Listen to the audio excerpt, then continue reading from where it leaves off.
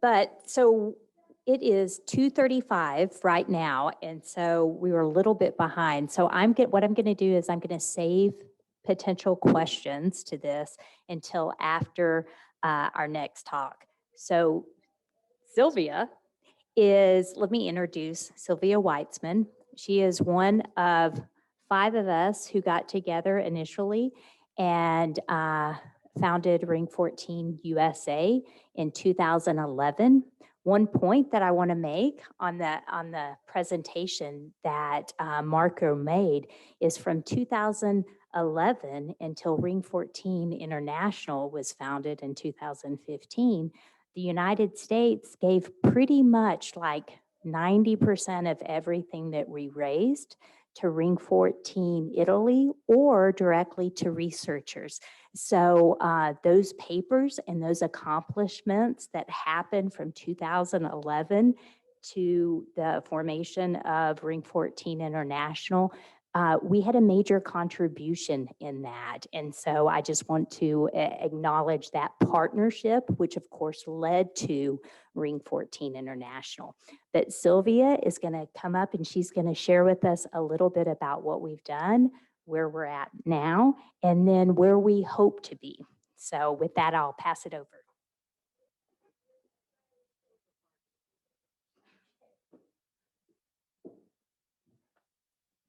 Thank you, Isa.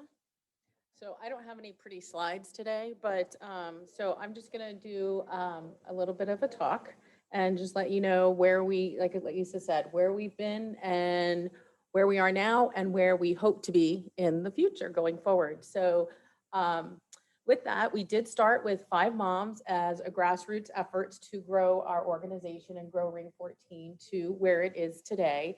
And what we've done is Ring 14 USA and Ring 14, sorry. So, all right. So with that, we have Ring 14 USA and Ring 14 Italy together founded Ring 14 International. And as Isa already had said, as Ring 14 USA and Ring 14 Italy, we have really done a tremendous amount for research and sent all that money over to Italy or stayed here in the US and had researchers here in the US. So we had 9 research projects or grants that we funded. We have created our website. We have a family database. We set up a Facebook group. We have had 1 family camp and 2 Ring 14 USA family and science conferences. And of course, we've had a lot of fundraisers. So I'm getting there. That's where we are currently because we're standing here right now today. So I'm getting there. So we've done a lot with a small group of people, right? So where are we currently? So currently we have 4 board members. We have just recently invested in Network for Good, and that is to help grow Ring 14 USA. And we are using that as a clearinghouse for emails, fundraising, and increasing our communication. So it's one place, if you're not familiar with Network for Good, it is through, oops, sorry. Oh, you guys can see it, through Facebook. And what it does is allow us to input everyone's, anyone who donates. We now can track them. We can track where the donations come from. We can also use those emails to communicate, send out email blasts to our families, to those who have been supporters. And going forward, it just gives us a tremendous powerhouse to grow, really, and be able to do a lot with Network for Good. Also, about 2 years ago, Isa, along with 2 other rare syndromes, Duke 15Q Alliance and Project AP, established the Commission for Neurodevelopmental CNVs. And this week, right now, here today, we are at our first joint family medical conference with the other 2 rare organizations. We are also, they're establishing a multidisciplinary clinic and data collection platform, and that's along with Project AP.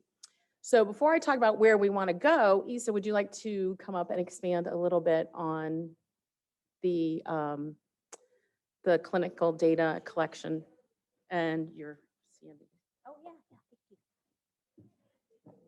So I hope that most of what we're doing today has been communicated, but it never hurts to kind of reiterate, what we're about.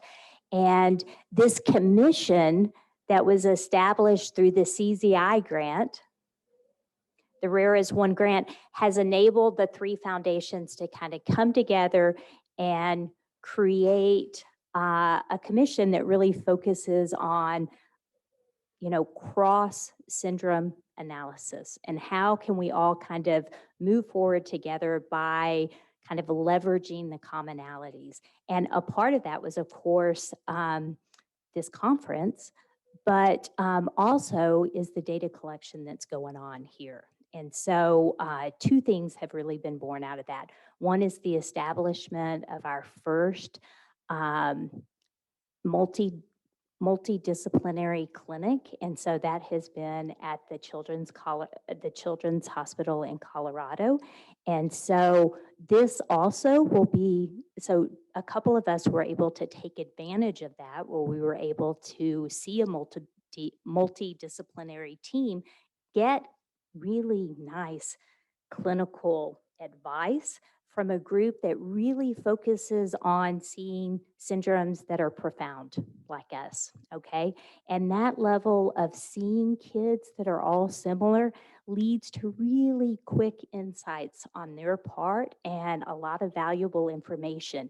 And so this is available for our families now. So this is a joint effort between us and Project 8P, and all the information. So first is clinical care, but also is entry into a data platform, okay?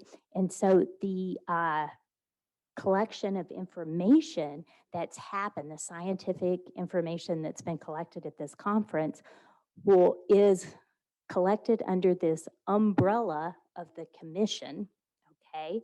And it's organized in such a way that we can look at cross-syndrome analysis, but also where you can look at individual syndromes. So one point that I really want to make is that all the information that we collect has been designed so that we can flow it back to Ring 14 International. So what we want is to be really, like, information is so precious, right? And so we want to keep it all in one place as much as we can. So we believe in open access to this information. So when you contribute to the information here at the commission, I want you to know it also helps our Ring 14 research program. And so what's coming in the future, should I say this or not? Okay, is that we're kind of piloting this at the conference, but this will be open to the larger community going forward. So we're going to, kind of get all the kinks out. And then within the next year or so, I hope within the next 6 months, we'll open up this registry, this platform, to the larger community, even for those who weren't able to be at this conference, because we know this has kind of been a difficult year to travel. Do you travel? Do you not travel? These are tough decisions. And also travel is just a barrier to our families. So I want you to know that that opportunity is coming, and that we are really excited about these two new things to offer to the community. So that was actually a perfect segue into where we need to go. So with the fact that we want to grow this and have those families that are not here with us be part of this, and part of the research and the platform is we need to have all families join our Ring 14 USA database and have actual information, because right now, while we have Facebook and we have a great group on Facebook and we have a lot of emails and have been able to connect with everybody via email, what we don't have is your true data on your children. So we are missing that from most, I would say probably 3/4 of our USA families that are involved on a regular basis. We don't have data on your children. Neither does Ring 14 International. So what we're going to really implore you all to do is go online to our website and actually fill out the form to join. And then with that, we will filter that information as well back to Ring 14 Italy. So Again, right now we have your email and we have your Facebook, but that's kind of all we have. So we do need to get a little more of that information. And that's going to help us expedite getting all of this out to you as far as research and getting involved and getting your information into the platform as well. So with that, we also are going to update and add to our website. We are going to develop a survey. It's going to come out probably within the next month or so, I would say. We're going to survey out called Voice of the Community. And what that is we want you to fill out this survey so that we know what our families are looking for. And this is going to help enable us to focus on what you, the families, want. What's important to you? What kind of research? What kind of family outreach do you want? What kind of family conferences? Do you want medical or family? So those are things that we want to get info from all of you so that we know how to move forward. We also are going to add to our board because we currently have 4 board members. So we want to add to our board and also our executive board. And we also are going to create some director positions. And what that's going to do is allow us to expand and grow in the areas of science and research, because it's hard for one person to kind of focus on so many things. But our world has grown tremendously in the areas of fundraising, family outreach, social media. And as we grow, we're going to need people to take on the responsibilities to have one person focus on this area, focus on that area. So, but if we know what you really want, then we can make sure we have the right people in the right places. And that's where we're going forward. So our hope, like I said, in the next couple of months is to get that family outreach and voice of the community out to you all. And then also the matrix and get that out and have people start going through. I think they're going to do it via telehealth, right? The multidisciplinary clinics are going to be done via telehealth. The database and the form on the website so that we can have your information, that's just registry and demographics. To participate in the data collection platform and the telehealth, that requires consent. So I just want to be very, clear that that is optional. Okay, it's an asset to our community, but there are ways in which we need to do that so that you know exactly what you're getting into, and so that we can report back out to you. So the form on the website to kind of register is really separate from the research data collection platform. Thank you. Yeah. Correct. So does anyone have any questions? I mean, yes.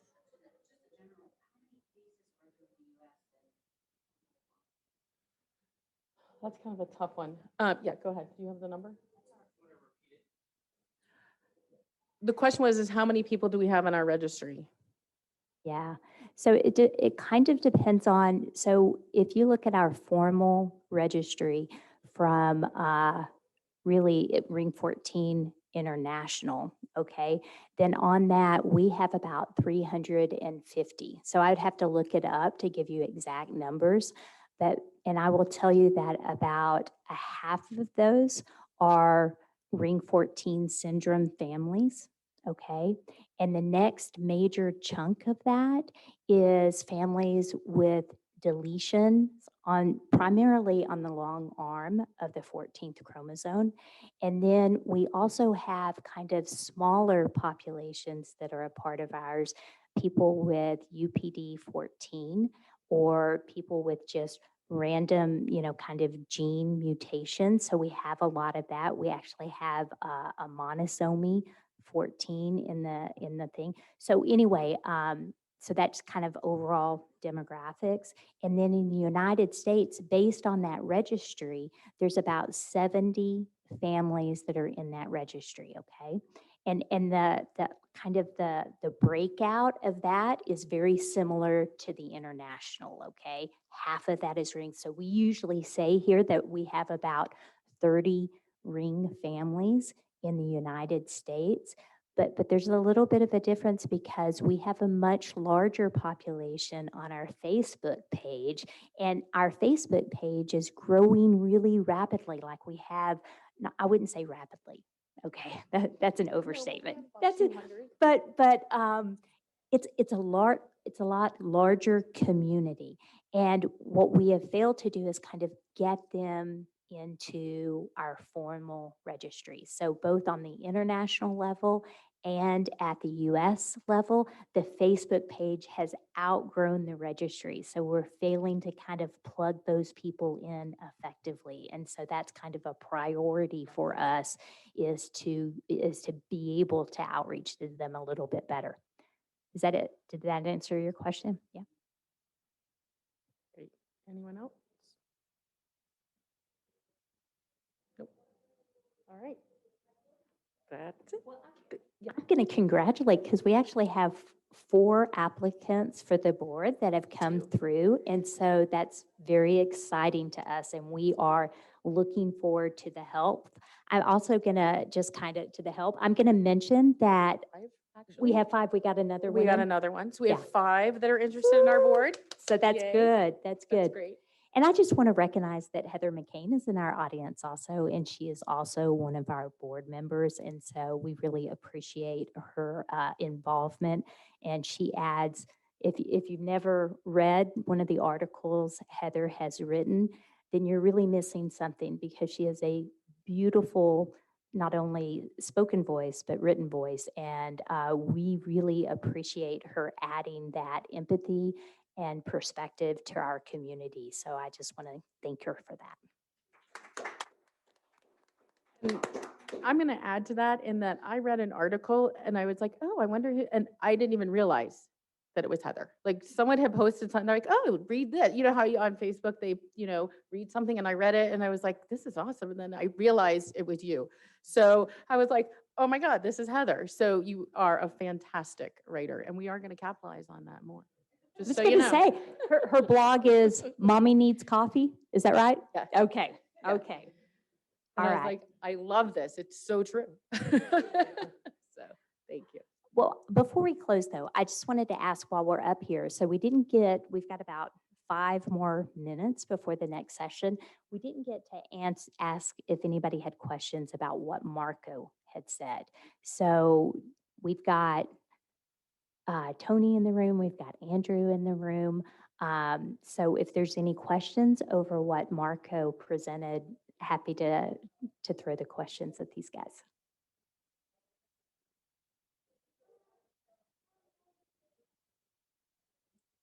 No? We good? All right. Thank you guys very much.